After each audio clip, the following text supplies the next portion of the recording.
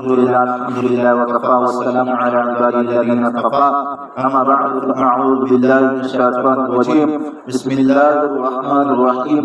کل کا سبق آپ لوگوں کو سمجھ میں آ گیا جو میں نے ابو جہل اور نبی اکرم صلی اللہ علیہ وسلم خاتم النبیین کا معجزہ اور قرآن کریم کا ایک رکوع آپ کے سامنے تھوڑا سا ایک رکوع سے کم میں آپ لوگوں کے سامنے جو تلاوت کیا تھا معاہد ترجمے کے ساتھ آپ لوگوں کو سمجھ میں آ گیا. اس کا آج ہم ربط پڑھیں گے. پہلے کا ذکر تھا جو تعلیم یافتہ تھے اور اب ان پڑھوں کا ذکر ہے کہ دین دشمنی میں سب برابر ہے. انپڑھ یہ فرمایا اللہ تعالیٰ جل جلالہ نے اعوذ باللہ من الشیطان الرجیم ومنهم امیون اور ان سے بعض انپڑھ ہے لا یعلمون الکتاب جو نہیں جانتے کتاب کو الا امانیہ مگر چند جھوٹی آرزوئیں وَإِنْهُمْ إِلَّا يَظُنُّونَ اور نہیں ہے وہ مگر گمان کرتے جیسا کہ اکثر جائز سینہ بسینہ نقل ہونے والی عجیب عجیب کہانیاں سناتے رہتے ہیں. کتاب کا علم کچھ بھی نہیں ہوتا, کتاب کا علم کچھ بھی نہیں ہوتا.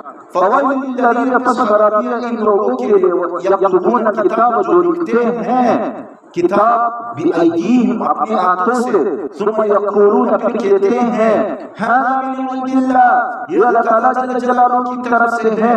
اس دور میں پریس تو ہوتا نہیں تھا, کچھ آیات تو تورات کی ہوتی تھی اور کچھ اپنی طرف سے ہاتھوں سے لکھ کر کہتے یہ تورات ہے العیاذ باللہ.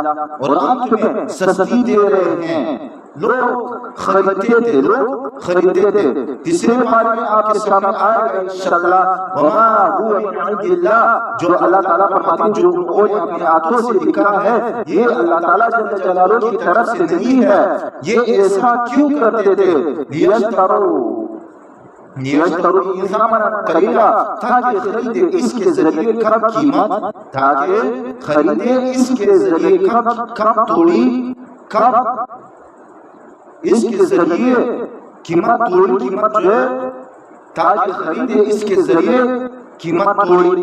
چونکہ اس میں انہوں نے آسان مسئلے لکھے ہوئے تھے اس لیے لوگ شوق سے خریدتے تھے, اس لیے لوگ شوق سے خریدتے تھے. جس طرح آج کل کہانیاں والی کتابیں آپ لوگ لیتے ہیں یا نہیں لیتے, اور دوست کتابیں جن میں عقائد و اعمال کا بیان ہوتا ہے وہ نہیں لیتے. دوست کتابیں جن میں عقائد اور اعمال کا بیان ہوتے ہیں وہ ظالم لوگ وہ کتابیں نہیں لیتے.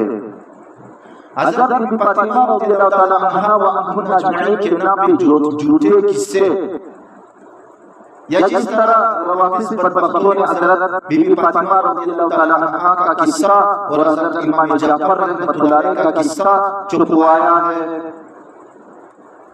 اور رافضی عورتیں ان کو عورتوں میں تقسیم کرتی ہے, پھیلاتی ہے اور اس طرح وہ عورتوں کی زیب سازی کرتی ہے.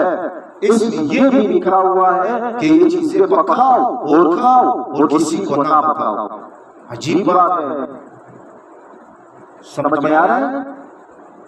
اس میں یہ بھی لکھا ہوا ہے کہ یہ چیزیں پکاؤ اور کھاؤ اور کسی کو مت بتاؤ. کیوں نہیں بتاؤ؟ اللہ کی بڑے اچھا چیزیں آپ ہمیں نہیں بتاتے ہو کہ اس طرح یہ اچھا چیزیں میں آپ لوگوں کو جو ہے وہ یہ میں آپ کو بتاؤں گا, آپ کو کھلاؤں گا بھی, اور میں آپ جب سے پوچھوں کہ یہ چیز کس طرح آپ نے پکایا آپ مجھے نہیں بتاتے کہ استاد جی ہمیں اس طرح جو ہے وہ پکایا اس کا طریقہ یہ.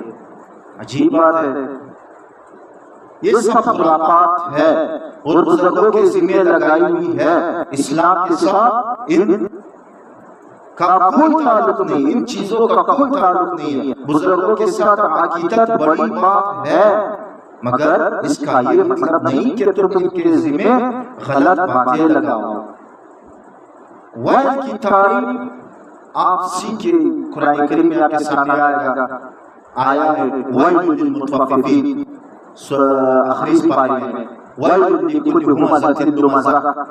دیکھا ویل جہنم کے ایک طبقے نیچے طبقے کا نام بھی ہے جب آدمی کو جہنم میں پھینکا جائے گا تو گلتا سڑتا 70 سال کے بعد، کتنے سال کے بعد؟ 70 سال کے بعد نیچے گرے گا. یہ حال ہوگا ایسے لوگوں کا. اللہ پاک فرماتے ہیں فوائل لهم مما كتبت ايديهم، پس خرابی ہے ان کے لیے اس چیز سے جو لکھی ہے ان کے ہاتھوں نے. ووائل لهم، اور ہلاکت ہے ان کے لیے مما یکسبون، اس کمائی سے جو وہ کماتے ہیں. تورات میں تحریف کر کے اور اپنی طرف سے قصے کہانیاں شامل کر کے لوگوں کے آگے فروخت کرتے اور رقم بٹورتے ہیں. کس جگہ کا انصاف ہے؟ کس جگہ کا انصاف ہے؟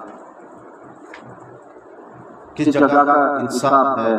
اللہ تعالیٰ جل جلالہ پہ اپنا رحم کرے.